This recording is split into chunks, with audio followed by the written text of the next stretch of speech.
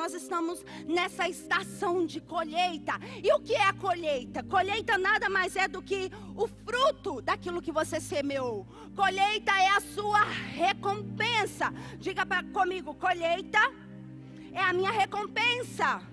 A colheita é o fruto do seu sacrifício, é o fruto do seu investimento, é o fruto do seu trabalho. A colheita implica numa frutificação. A colheita refere ao fruto da sua intercessão, da sua dedicação. A colheita implica num sacrifício. Não há colheita sem sacrifício. Toda colheita demanda um sacrifício. E nós viemos durante todo esse ano, todo esse tempo de recomeço, estamos semeando, e não apenas esse ano estamos semeando, estamos anos semeando nesse território, semeando a palavra do Senhor, semeando a mensagem do reino, semeando a vida de Deus na vida de outras pessoas. E eu creio que esse tempo de colheita chegou, o tempo de crescimento chegou, mas a gente tem que estar ciente que no tempo de colheita vão se levantar inimigos. Então não durma num tempo de colheita, não se isole num tempo de colheita, não fique alienado num tempo de colheita, porque num tempo de colheita vai demandar duas coisas de nós. Demanda uma atenção especial para nós vigiarmos o fruto daquilo que nós iremos colher, mas demanda também nós estarmos continuamente despertos.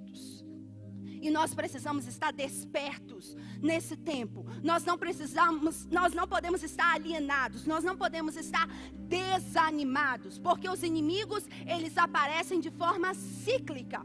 E o bispo diz que nesse tempo de colheita é um tempo de guerra, um tempo de batalha. No tempo de colheita nós precisamos vigiar, mas também nós precisamos guardar. E guardar significa trabalhar. Quando Deus deu ao homem o jardim, Ele disse para o homem, Ele deu uma missão para o homem: você vai vigiar e você vai lavrar a terra. Você vai guardar e você vai lavrar a terra. O homem tinha que estar vigilante o tempo inteiro, mas o homem também tinha que trabalhar. No tempo de colheita nós precisamos vigiar todo momento, porque há inimigos, há devoradores querendo roubar o fruto do nosso sacrifício, o fruto do nosso investimento, o fruto do nosso trabalho, querendo roubar os nossos despojos de guerra, querendo roubar a nossa recompensa. Mas ao mesmo tempo nós precisamos trabalhar continuamente, nós precisamos de forças para trabalhar. Por isso que a palavra de Deus diz que num tempo de colheita as nossas armas são trocadas. Nós não vamos apenas semear, nós vamos mudar as nossas armas por armas de guerra. Então vai aí em Joel 3:10, e eu vou começar lendo esse versículo que nós já estamos falando no decorrer dessas semanas. Joel 3, versículo 10, diz assim: forjai espadas das suas enxadas.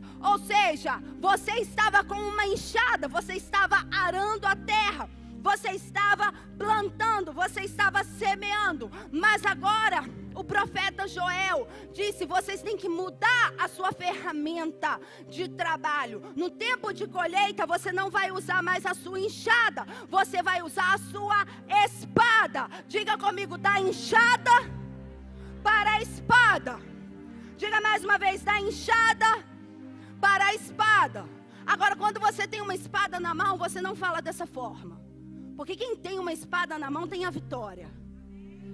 Então você vai trocar a sua arma de guerra nessa manhã, de uma enxada para uma espada. Então eu quero que você fale forte comigo. Levante aí o seu punho, a sua mão direita, e fale: da enxada para a espada. Diga: da enxada para a espada. Diga mais uma vez: da enxada para a espada. Ai, apóstola, por que você pede para a gente ficar repetindo? Porque nós, os seres humanos, aprendemos de duas formas: ou impacto emocional, você nunca mais vai esquecer o meu grito, ou você aprende por repetição. Então uma coisa eu sei que você vai sair daqui hoje: você vai sair com sua ferramenta trocada. Da enxada para a espada.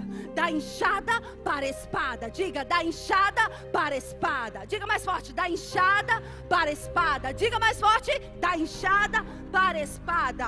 E o profeta Joel continua dizendo: forjai das espadas as relhas, as enxadas dos vossos arados, e lanças das vossas podadeiras, ou das vossas foices. Diga ao fraco, eu sou forte. Diga ao fraco. Por que o profeta Joel está falando, você vai mudar? No tempo de colheita você precisa mudar as suas ferramentas. Você vai deixar de usar a enxada para você usar a espada.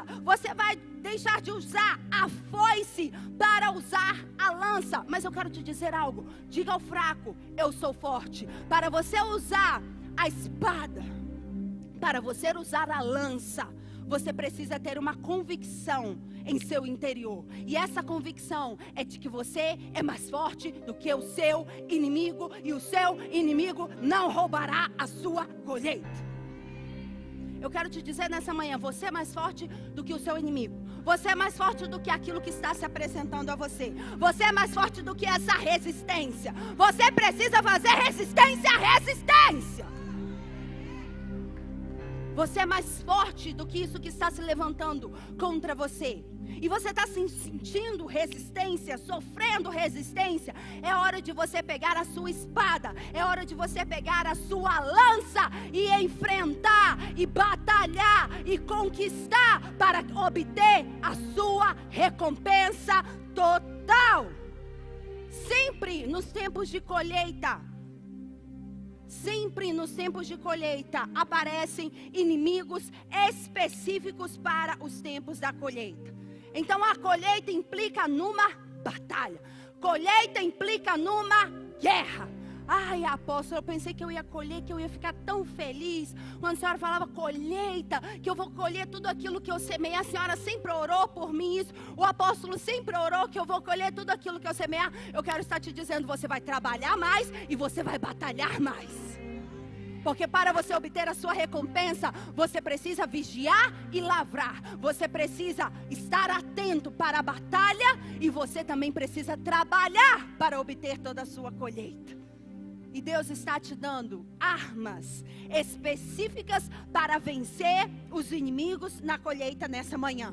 E nas escrituras, nós vemos 3 povos. Em toda a Bíblia nós vemos 3 povos que eles atuavam especificamente no tempo de colheita. E hoje eu quero falar de um povo que atuava especificamente nesse tempo de colheita. A nação de Israel, cada vez que vinha viver uma estação, uma temporada de colheita, 3 povos inimigos se manifestavam. E vamos ver quais são esses 3 povos. Eu queria, por favor, que alguém colocasse aqui o flip chart.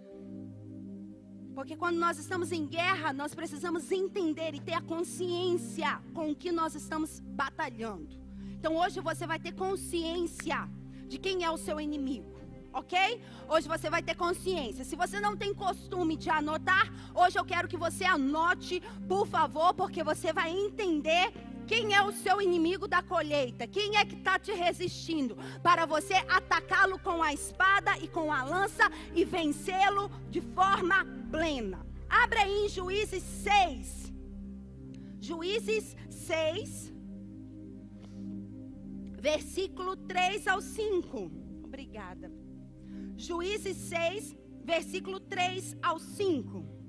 Diz assim: sempre que Israel semeava, outra versão diz, sempre que Israel fecundava, subiam contra ele os midianitas, diga comigo, midianitas, os amalequitas, diga comigo, os amalequitas, e também os filisteus, diga comigo, os filisteus. Outra versão diz os filhos do Oriente. Diga comigo, midianitas, diga comigo, amalequitas, diga comigo, os filisteus. Vamos continuar. E contra eles se acampavam. Perceba algo. Sempre que Israel semeava, sempre que Israel fecundava, sempre que Israel entrava num tempo de colheita, vinham 3 inimigos específicos. Quais eram os nomes desses povos? Me ajuda. Midianitas. Agora vamos falar de forma contínua e cadenciada, ok? 3, 2, 1, go! Ok, os midianitas, os amalequitas e os filisteus. E contra eles, o que acontecia? Eles faziam um cerco. Eles acampavam ao redor da nação de Israel para oprimir, para cercar, para limitar, para trazer opressão, para resistir o povo de Israel. Vamos continuar lendo. Contra eles acampavam, cercavam e destruíam o produto da terra, até chegarem a Gaza, e não deixavam mantimento em Israel, nem ovelhas, nem bois, nem jumentos. Subiam com seus rebanhos em tendas como um enxame de gafanhotos. Perceba algo, os inimigos vinham no tempo de colheita, eles oprimiam a nação de Israel, eles cercavam a nação de Israel, mas eles não faziam isso. Eles roubavam todo o mantimento da nação de Israel, mas não apenas isso, eles vinham devorar todo o fruto da nação de Israel. O objetivo deles era destruir o fruto, era destruir a terra, era destruir o produto da terra de Israel, era destruir a colheita de Israel. Vamos continuar lendo. E eram tão numerosos que não se podiam contar, nem a eles, nem aos seus camelos. E eles entravam na terra para destruir. Eles entravam na terra com um único objetivo: trazer destruição. O seu inimigo tem um objetivo: trazer destruição à sua vida. O seu inimigo tem um objetivo de destruir a sua colheita, de destruir a sua recompensa, de destruir o fruto da sua terra. Agora, vai lá no versículo 6. No versículo 6 diz: assim Israel se enfraqueceu. Na versão que você está lendo aí no telão diz: assim Israel se empobreceu, ficava pobre, ficava fraco. Israel se enfraquecia. Por quê? Porque os inimigos da colheita vinham roubar o fruto, vinham roubar o mantimento, vinham roubar aquilo que dava energia, aquilo que dava força à nação de Israel. Eu quero te dizer, o seu inimigo não vem apenas para cercar a sua vida, para trazer opressão, ele vem para trazer destruição. Mas eu quero declarar nessa manhã sobre a sua vida que maior é o que está em você do que os seus inimigos. Diz que eles eram numerosos, que não podiam se contar de tão grandes que eles eram. Mas Israel sempre prevalecia, Deus trazia a vitória. Por isso eu quero que você entenda que maior é o que está em você do que qualquer inimigo que se levante contra você. Agora você precisa entender algo: o propósito dos inimigos da colheita é trazer destruição da sua colheita. Esse é o único objetivo. Por isso Jesus disse: o diabo vem para roubar, matar e destruir.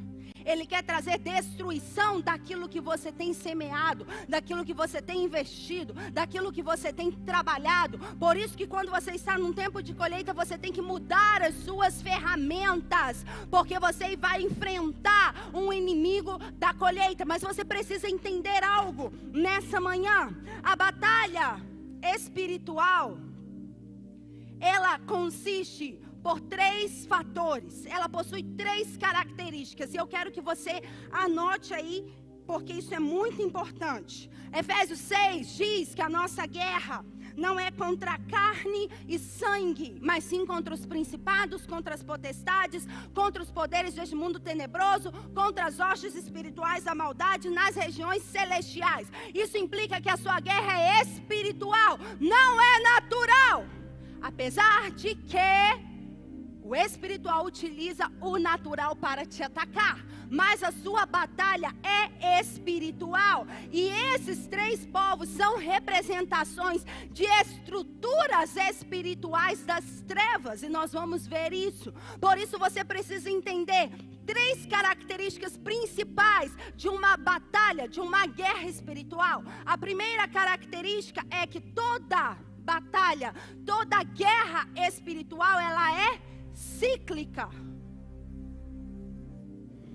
Toda guerra espiritual, ela é cíclica. Ela ocorre de tempos em tempos. Perceba algo, parece que tem tempos que você está super bem, está alegre, está em paz, mas parece que vem tempos onde você sente pesado, opresso, desanimado, angustiado, triste, onde você não consegue nem caminhar direito, onde começa a acontecer enfermidades contínuas dentro da sua casa ou na sua própria vida. E tem outras épocas onde você está prestes a receber aquela promoção, ou onde você está prestes a receber aquele valor pelo qual você trabalhou durante muito tempo, ou quando você está prestes a receber vitória em uma causa de justiça, ou quando você está prestes a obter a salvação de toda a sua família, e vem algo e muda da água para o vinho, e você não perde, você não consegue obter nada. Quantos já passaram por isso em suas vidas? Parece momentos em que você está ali, prestes a entrar, quando você está passando por todas as etapas, e você vai falar: não, agora chegou a minha vez, chegou a minha hora, e parece que as portas se fecham. Isso são os inimigos querendo te resistir. O apóstolo Paulo diz em Coríntios que tinha uma grande porta aberta para ele, uma grande oportuna porta aberta para ele, mas havia muitos inimigos. Os inimigos vêm para te destruir, para que você não acesse a nova etapa na sua vida, para que você não acesse os tempos de recompensa, os tempos de colheita que Deus determinou para você, porque você determina o que você vai plantar, mas você não determina o que você vai colher. Então Deus tem tempos de colheita abundante para a sua vida, mas você precisa entender que a guerra espiritual, ela é cíclica. Então, para cada etapa da colheita, você precisa entender que você vai enfrentar um inimigo da colheita. A segunda característica da batalha espiritual é que toda guerra, toda batalha espiritual, ela é estratégica.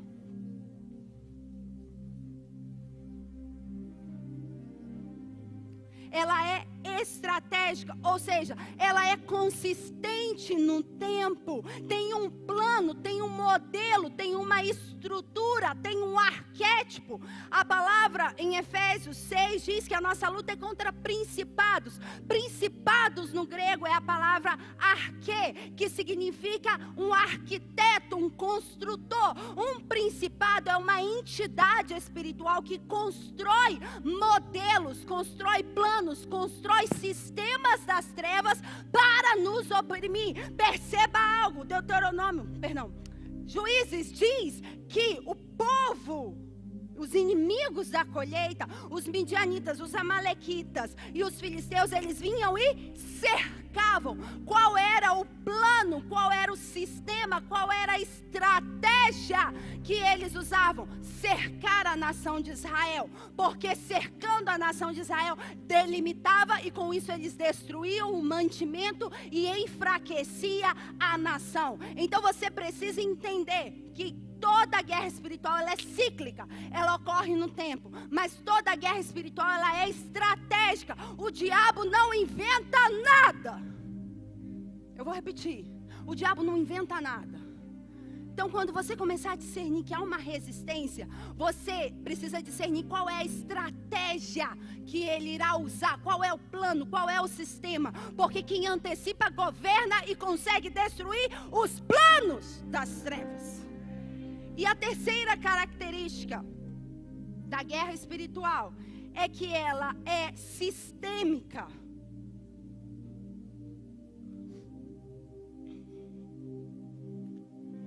Diga comigo, cíclica. Diga comigo, estratégica. Diga comigo, sistêmica.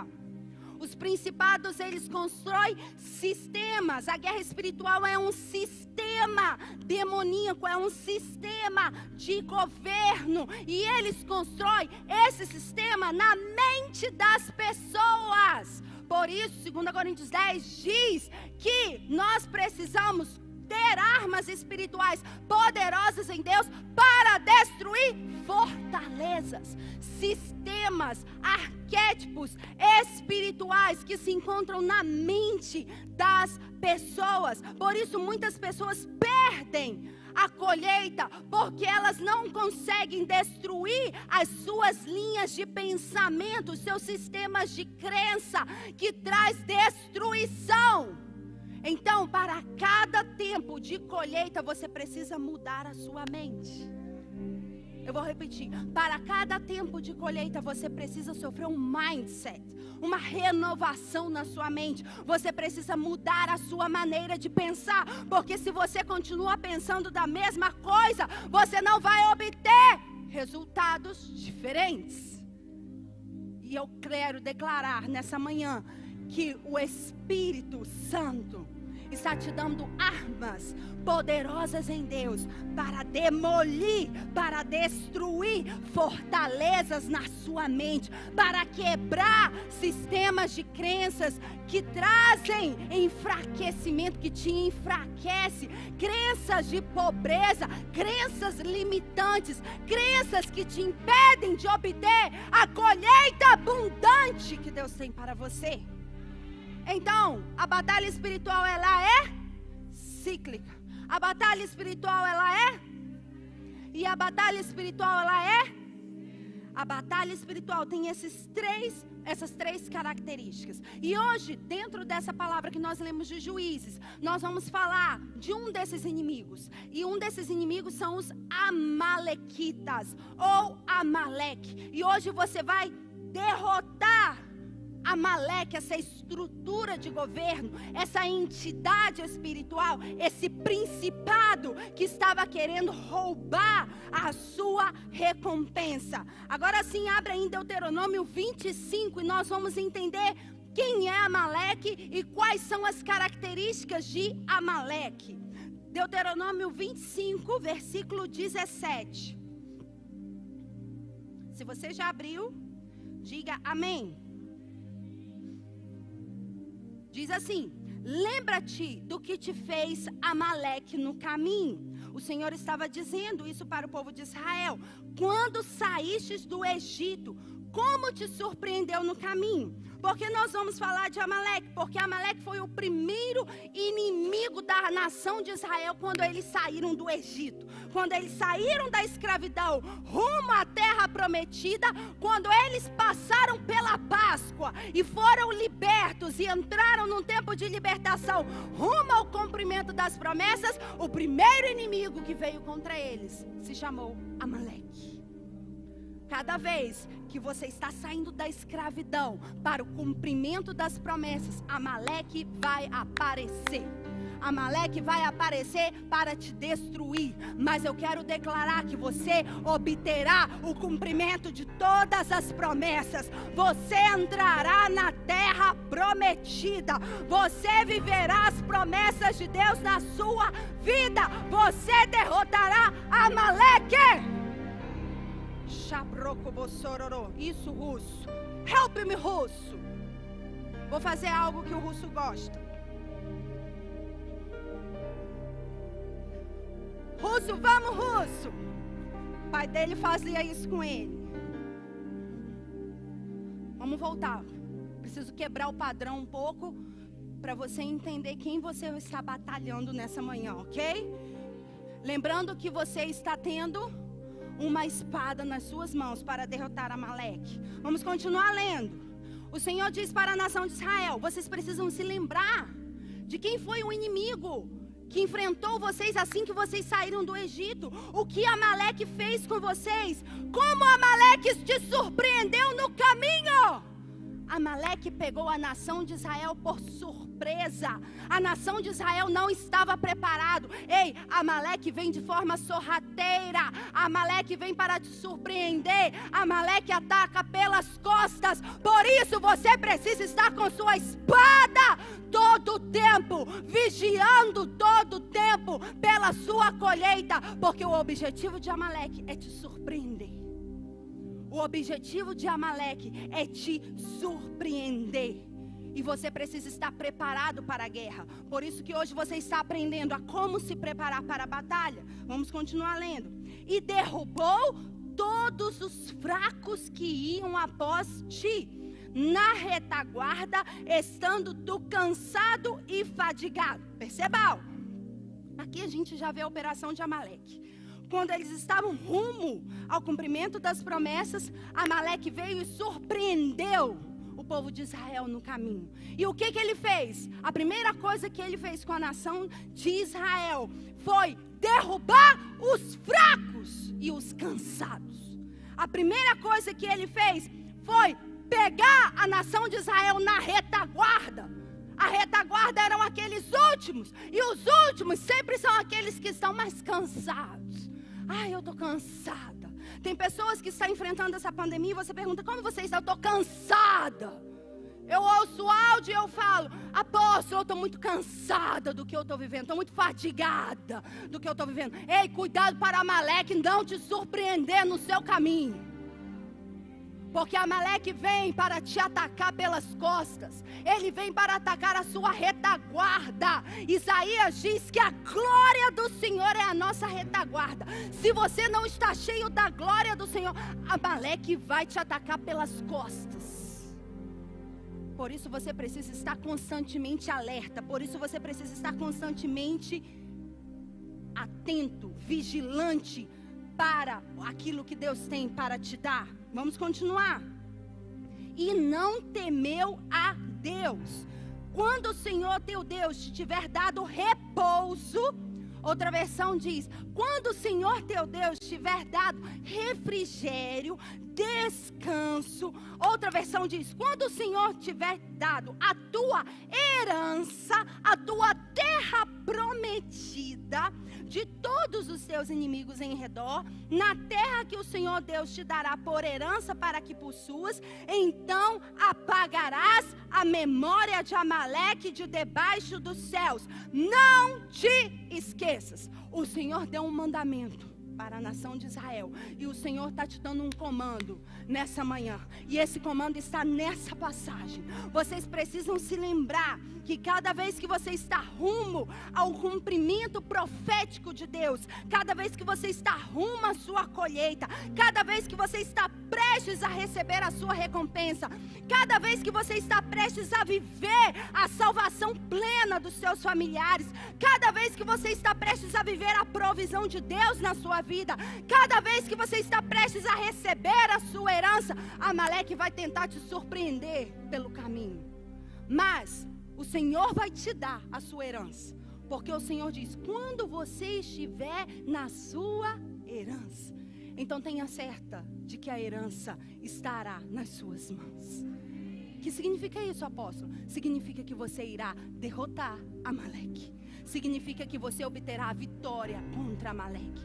Porque o Senhor já profetizou que quando Ele estiver dado a você a terra prometida, a sua herança, você não pode esquecer. Você tem que lembrar de riscar a memória de Amaleque, de esquecer, de apagar as lembranças de Amaleque de debaixo dos céus. O mandamento do Senhor para a sua vida é: você precisa se levantar como um guerreiro, como uma guerreira da parte do Senhor nesse tempo de colheita, para riscar a memória de Amaleque forever, para sempre. Você precisa apagar as lembranças de Amaleque. Você precisa riscar a memória de Amaleque. Outra versão diz que você precisa riscar a memória de Amaleque do livro. Qual livro? Do seu livro de destino. do seu livro de herança, do seu livro de promessa. Você precisa riscar a memória de Amaleque. E hoje o Senhor está trocando a sua enxada pela sua espada. Hoje o Senhor está trocando a sua foice por uma lança, para você riscar a memória de Amaleque do seu livro de destino. Agora vamos ver rapidamente as características de Amaleque. Quantos estão comigo, digam amém. Ok, quem era Amaleque? Amaleque era descendente de Esaú, era neto de Esaú. Gênesis 36:12 diz: Tina era concubina de Elifaz, filha de Esaú, e teve de Elifaz a Amaleque. Amaleque era neto de Esaú. E quem foi Esaú? Esaú foi o irmão de Jacó. Tem pessoas que estão assistindo Gênesis, né? Gênesis lá na Record, novela, que eu sei. Então você vai ver lá muito sobre Esaú agora. Esaú era irmão de Jacó, mas a palavra de Deus diz que Deus aborreceu a Esaú e amou a Jacó. Eu não vou entrar nisso aqui, mas se você faz a escola de profetas, você vai saber sobre isso já já. Deus amou a Jacó, mas aborreceu a Esaú. E de Esaú, todas as nações foram malditas. E Amaleque era neto de Esaú. Então Amaleque era uma nação inimiga do Senhor. Esaú significa uma pessoa que é carnal, uma pessoa que é profana, uma pessoa que tem a natureza pecaminosa. Ei, nós estamos no mundo, mas nós não somos do mundo. Eu vou repetir isso. Nós estamos no mundo, mas nós não somos do mundo. Então não permita que o mundo entre em você, porque o mundo não pode te transformar. Você que tem que transformar o mundo. Não permita que a natureza carnal pecaminosa entre dentro de você. Não permita que a cultura do mundo, o sistema do mundo entre em você. Você que precisa transformar o sistema do mundo. Esaú significa carnalidade, significa algo que é profano, significa algo que é carnal, uma natureza pecaminosa. E Amaleque vinha desse sistema carnal, desse sistema pecaminoso. Agora, Amaleque era neto de Esaú.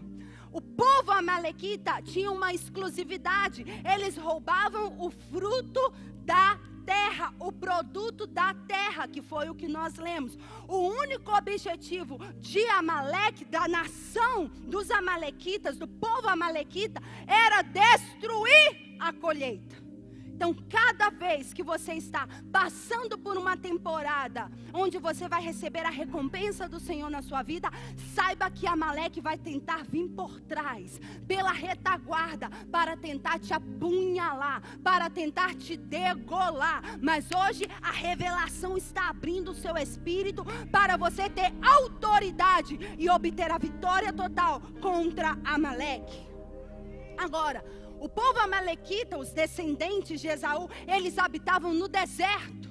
Eles habitavam no Negueb. O deserto é um lugar de transição. Perceba algo. Joel diz: vocês vão transicionar de ferramentas. Vocês vão mudar de ferramentas. Vocês vão remover as ferramentas da semeadura para ferramentas de batalha. Vocês vão passar por uma transição. Cada vez que você passa por uma transição na sua vida, qual transição você está passando? Talvez seja uma transição na sua área profissional. Talvez seja uma transição na sua família. Talvez seja uma transição na sua vocação, no seu ambiente de trabalho, no seu propósito. Toda vez que você passa por uma transição, Amaleque vem, porque Amaleque, ele ataca no deserto, ele vive no deserto. A nação de Israel estava em transição. Tinham saído do Egito, tinham saído da escravidão, tinham saído de um sistema faraônico. E quando eles estavam caminhando no momento de transição rumo ao cumprimento, rumo à terra da promessa, Amaleque apareceu para atacar na retaguarda. Então você precisa entender que Amaleque vai aparecer no tempo de transição na sua vida, para te desfocar, para te destruir. Então eu quero te falar: apóstolo, eu estou passando por um deserto. O deserto é um momento de transição. Você não tem que permanecer no deserto. O seu lugar é a terra prometida. Se você já está anos no seu deserto, você precisa passar por um alinhamento.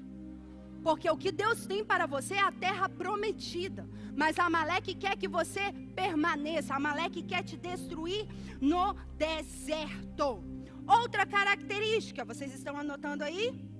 Amaleque foi a primeira nação inimiga do povo de Israel. Eu já falei isso. Amaleque apareceu quando o povo de Israel saiu rumo a Canaã. Agora, o significado do nome Amaleque significa degolador. Amaleque era um degolador. Amaleque implica numa crueldade. Amaleque ataca pela retaguarda. Amaleque ataca por trás. Amaleque vem na fase de transição na sua vida. E ele tem uma foice no mundo espiritual. Ele vem para te degolar. Ele vem para te enfraquecer. Mas eu quero declarar que a glória do Senhor é a sua retaguarda. E a glória do Senhor trará proteção sobre a sua vida, sobre a sua casa, sobre os seus negócios. A glória do Senhor irá dissipar o ataque de Amaleque. Dentro desses dois textos que nós lemos, de Juízes e de Deuteronômio, nós vemos uma característica que já abordamos aqui, de Amaleque. Amaleque vem para destruir os fracos e os cansados. Quem são os fracos? Os fracos são os carnais. Ai, eu estou muito fraca. Se você está fraca é porque você não está permitindo, não está andando no Espírito, não está permitindo que o seu Espírito governe sobre a sua carne. Gálatas 6 diz: andai no Espírito e não satisfaçam os desejos da carne. Nós precisamos andar no Espírito. Nós precisamos mortificar a nossa carne. Se deixamos a nossa carne crescer, nós vamos nos tornar carnais e vamos ficar fracos espiritualmente. Porque quando a carne cresce, a carne governa sobre o Espírito e o Espírito enfraquece. Então, quando você está fraco, na verdade, você está carnal. Você está precisando alimentar o seu espírito com a palavra de Deus, com oração, com jejum, com a presença de Deus. Você precisa fortalecer o seu espírito com as línguas. Perceba o que o Espírito Santo está nos direcionando nesse tempo. Porque nós falamos que nós devemos falar em línguas constantemente? Porque precisamos fortalecer o nosso espírito. Estamos num tempo de batalha. Amaleque vem e ataca os fracos, aqueles que são carnais, mas você está sendo empoderado, você está sendo fortalecido, você está sendo revigorado. A cada encontro você está recebendo uma medida de poder sobrenatural sobre a sua vida. Por isso Joel diz: diga ao fraco, eu sou. Diga ao fraco, eu sou. Quando você é forte, quando o seu espírito é forte, quando você deixa a carnalidade de lado. Tem pessoas que você chega perto e você sente o cheiro de churrasco. Carne está queimando. Mas Deus quer elevar o seu espírito. Deus quer fortalecer o seu espírito. Andem no espírito e não satisfaçam as concupiscências, os desejos da sua carne. Agora, Amaleque derruba os fracos. Quem são os fracos? Os carnais. Quem são os fracos? Quem são os fracos? Então, toda vez que você falar que você está fraca, ou que você está fraco, cuidado, porque você está revelando que você está na carnalidade. Você está mostrando que o seu espírito não está governando sobre a sua carne. Você está desalinhado espiritualmente. Sua carne está dominando sobre o seu espírito. Mas esse é um tempo de alinhamento, onde o seu espírito governará sobre a sua carne e irá amortecer, irá subjugar as obras da carne na sua vida. Mas Amaleque ataca os fracos e os cansados. Quem são os cansados? Os cansados são aqueles que não têm revelação. São aqueles que não têm a glória do Senhor sobre a sua retaguarda. Os fracos são os carnais. Os cansados são aqueles que não têm intimidade com o Espírito Santo. Por isso que no tempo de colheita nós precisamos buscar mais e mais da presença do Espírito Santo. Por isso que Provérbios, e o bispo leu isso na reunião anterior, diz que sem visão, sem profecia, o povo perece. Sem a falta de intimidade, sem a visão aberta espiritual, o povo perece, o povo é destruído. Sem o chazon, que é visão, mas também é a palavra para revelação, o povo entra em cativeiro. Eu declaro revelação sobrenatural vindo sobre a sua vida. Eu declaro revelação sobrenatural vindo sobre a sua vida. Se você não tem revelação, é porque você não tem intimidade. E se você não tem intimidade, é porque você é carnal.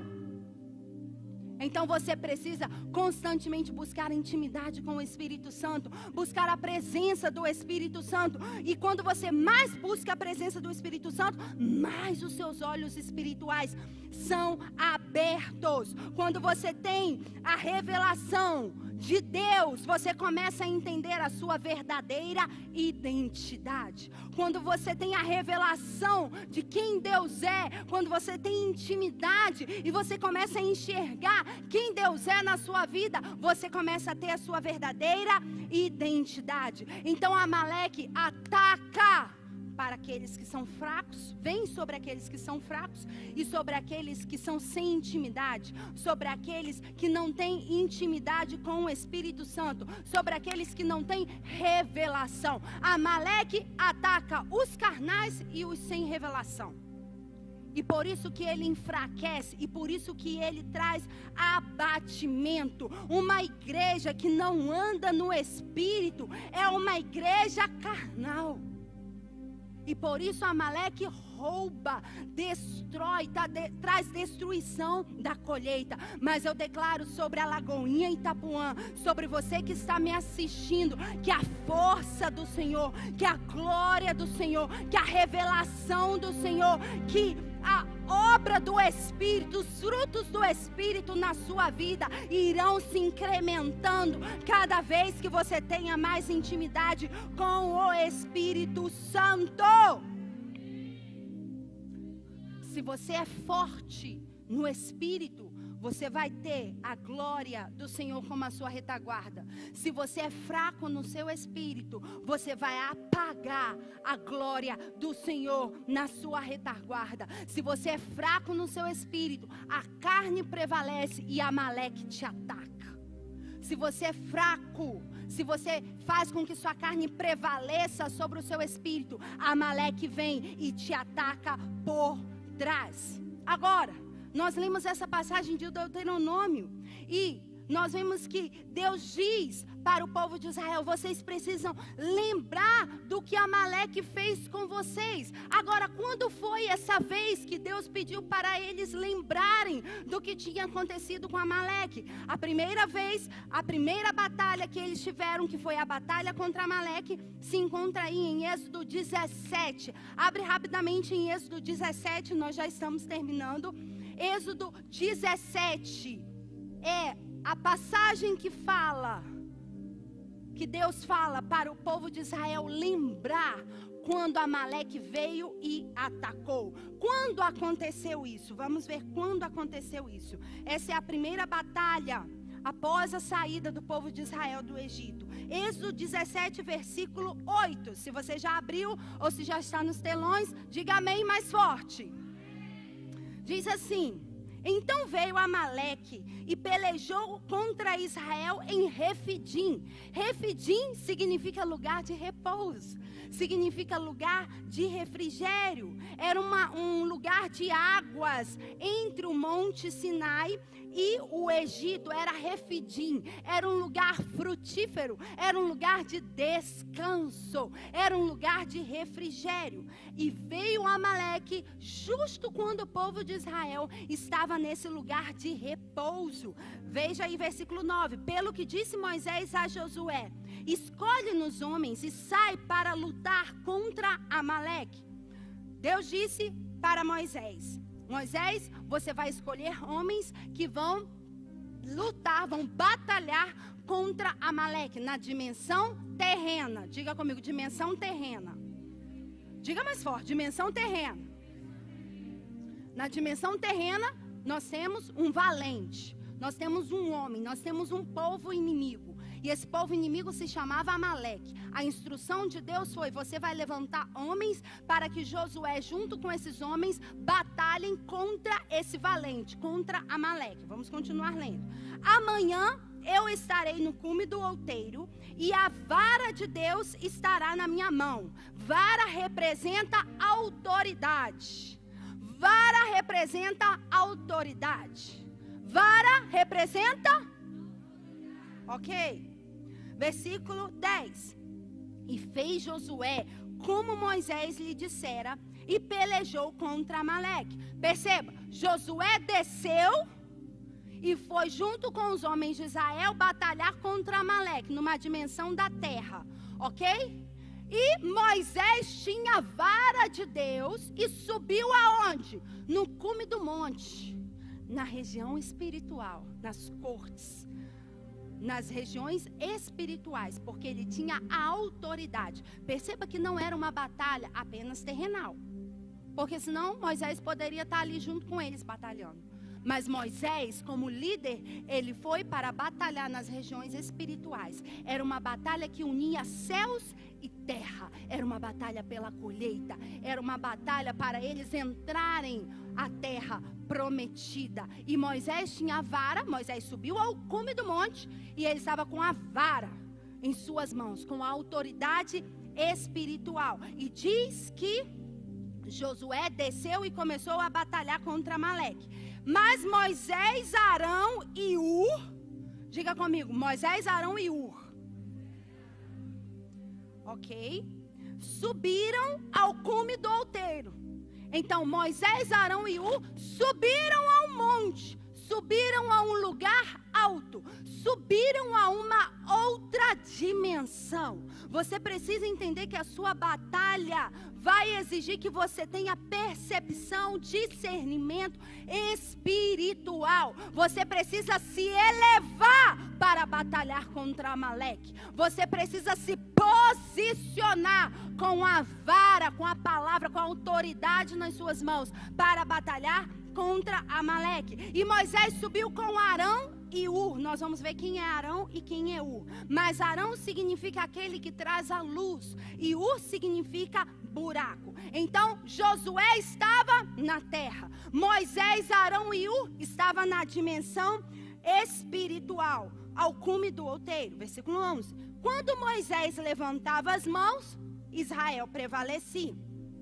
Quando as mãos de Moisés ficavam cansadas, outra versão diz, quando as mãos de Moisés ficavam opressas, eles pegaram uma pedra e puseram debaixo dele, e ele se sentou nela.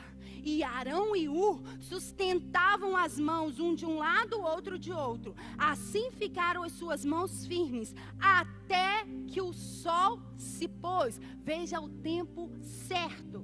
Versículo 13. Assim Josué venceu o exército amalequita ao fio da espada. Então disse o Senhor a Moisés: escreve isso para a memória num livro e repete a Josué, porque eu riscarei totalmente a memória de Amaleque debaixo dos céus. E edificou Moisés um altar e lhe chamou: o Senhor é a minha bandeira. E disse ele: pois mãos foram levantadas ao trono do Senhor, o Senhor fará guerra contra Amaleque de geração em geração. O Senhor fará guerra contra Amaleque de geração em geração.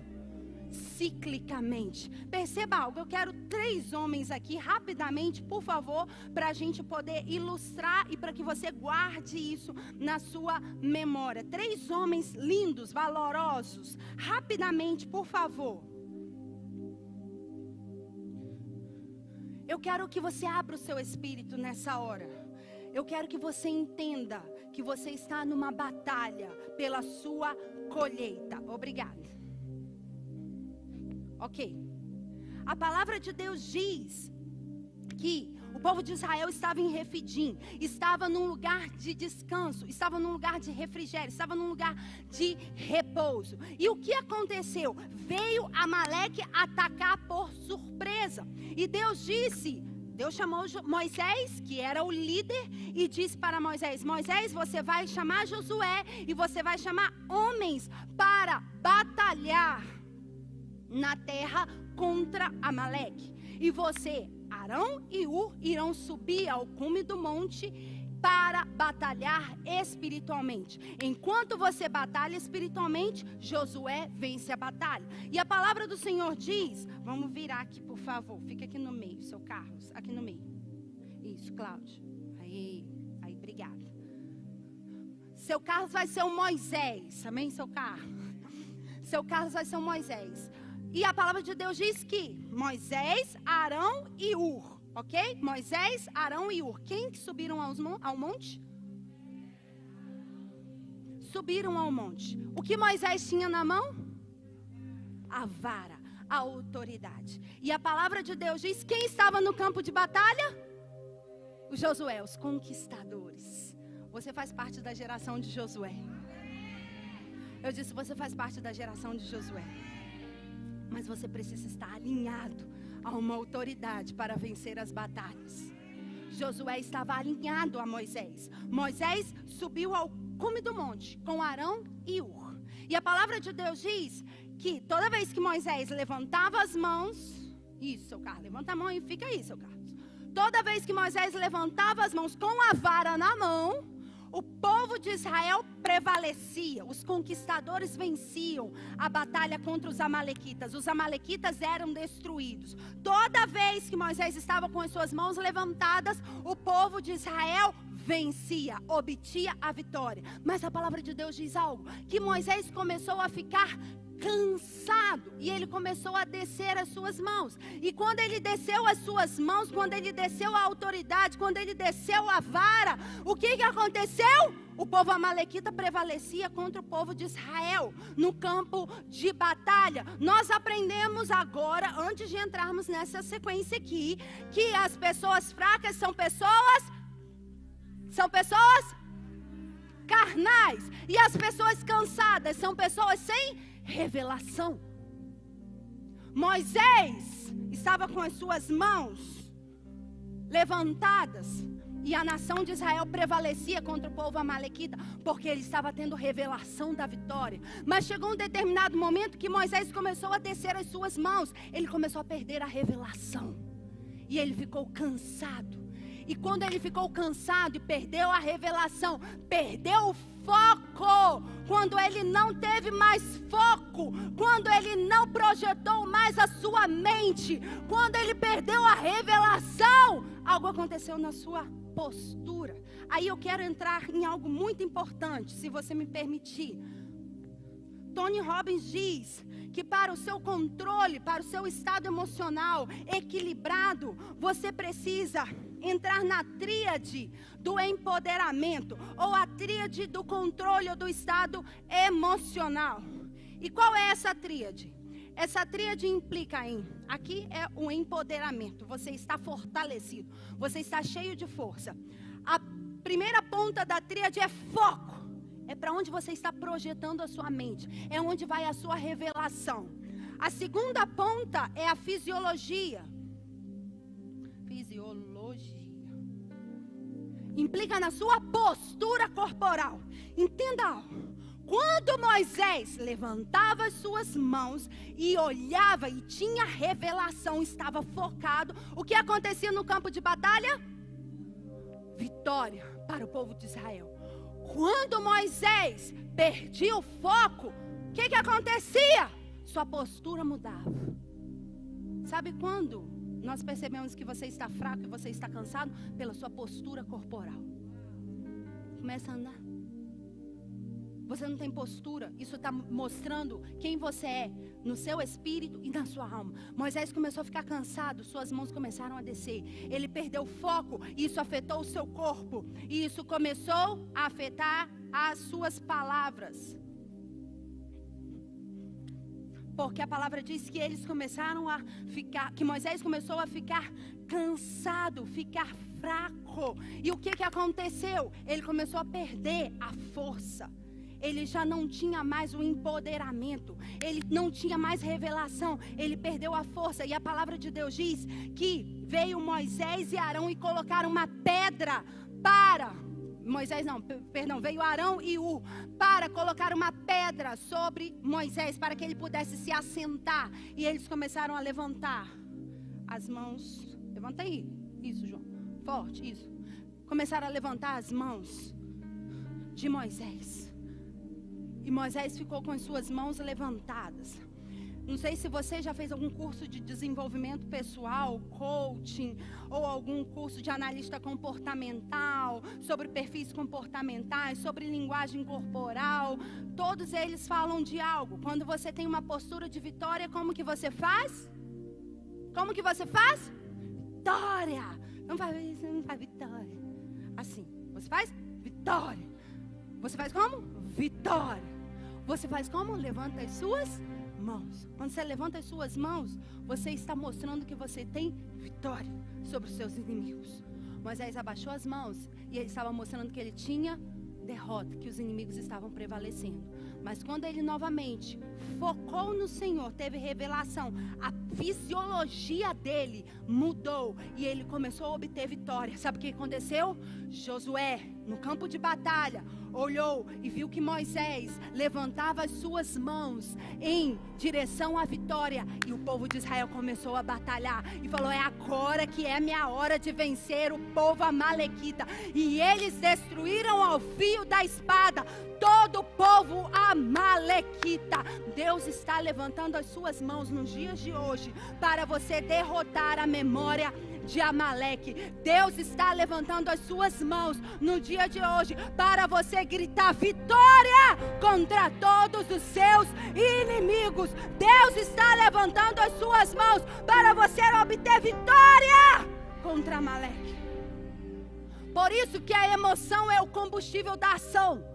Você não pode dizer que você age se você não está emocionado. Josué estava no campo de batalha, batalhando.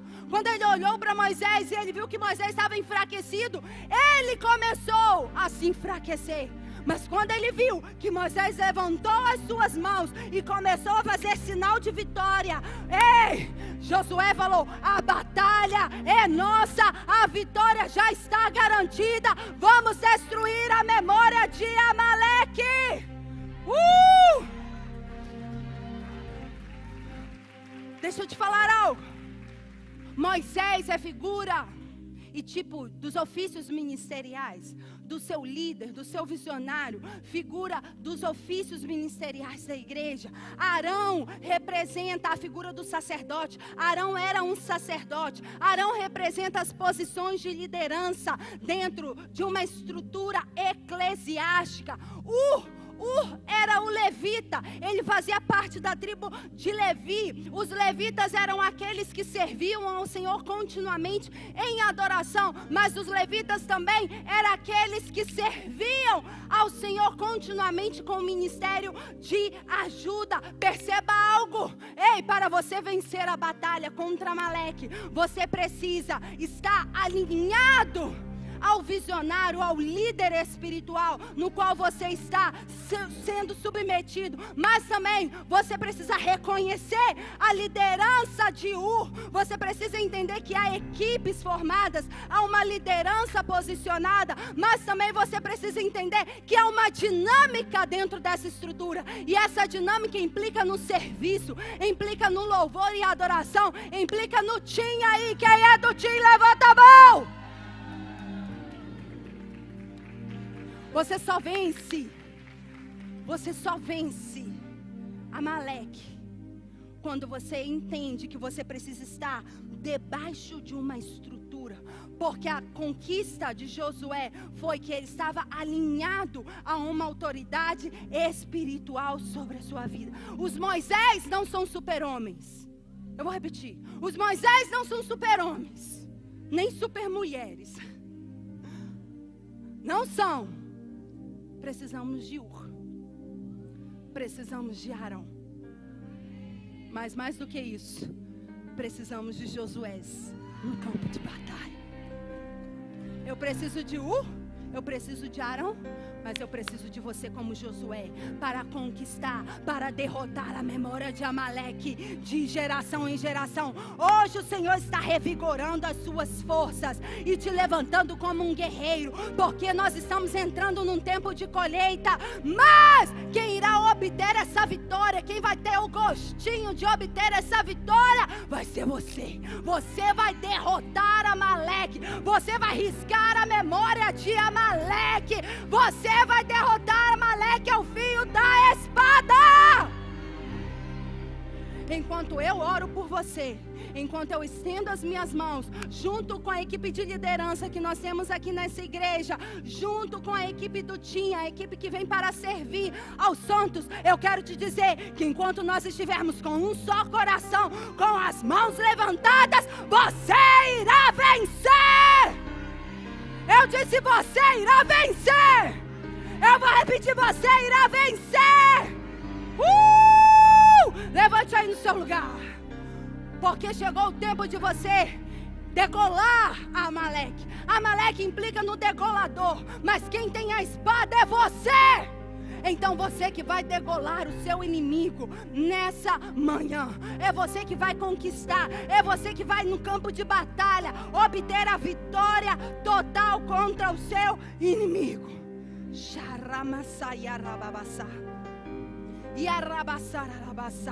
Agora no versículo 15, coloca o versículo 15. Pode ficar de pé.